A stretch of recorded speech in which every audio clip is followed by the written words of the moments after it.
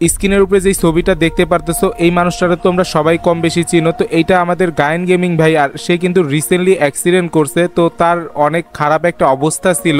যারা চিনো না তাদের উদ্দেশ্যে বলে দিতেছি, যারা পুরাতন ফ্রি ফায়ার প্লেয়ার আছে সবাই কিন্তু গায়েন গেমিং ভাইরে চিনো। এর সাথে গেম প্লে করতো রাইস্টার। তো তাদের গেম প্লে গায়েন সুজন ভাই আর রাইস্টারের ফানি ভিডিওগুলো কিন্তু ইন্ডিয়া সার্ভারের ভিতরে সবচেয়ে মারাত্মক আর সবচেয়ে বেশি জনপ্রিয় ছিল। তোমরা যারা পুরাতন প্লেয়ার আছো বা যারা নতুন প্লেয়ার আছো সবাই কিন্তু তাদেরকে চিনবা। তো গায়েন গেমিং ভাই রিসেন্টলি অ্যাক্সিডেন্ট করছে, তিনি অনেক অসুস্থ। তো আমরা দোয়া করি তিনি যেন তাড়াতাড়ি সুস্থ হয়ে যায়। তো কেউ আবার গায়েন গেমিং ভাইরে নিয়ে বিজনেস শুরু করে দিছে, মানে জাস্ট কিছু ভিউ এর জন্য তারে নিয়ে অনেক আলোচনা সমালোচনা করতেছে। তো আমাদেরই কাছের কিছু ইউটিউবার আছে, টিকটকার আছে যারা কিনা তারে নিয়ে ফেক ভিডিও বানাইতেছে। তারা এমন ভাবে ভিডিওটা বানাইতেছে বা এমন কথা বলতেছে যে হয়তো বা গায়েন সুজন ভাই মারা গেছে, কখনোই ব্যাক করতে পারবে না, কখনোই সুস্থ হইতে পারবে না। আর তারা আবার সুন্দর করে বলে দেয় গায়েন গেমিং ভাই কি মারা গেছে না বাইচা আছে, এইটা দেখার জন্য ইউটিউবে যাইতে হবে। কেন ভাই এটার জন্য ইউটিউবে কেন যাইতে হবে? সে অসুস্থ, তুমি যদি তোমার অডিয়েন্সে কিছু জানাইতে চাও বা তুমি যদি দোয়া করতে চাও জাস্ট বইলা দিবা, সবাই তার জন্য দোয়া করবা যাতে আমাদের গায়েন গেমিং ভাই দ্রুত সুস্থ হয়ে যায়। সে মারা গেছে কিনা, তার কি অবস্থা,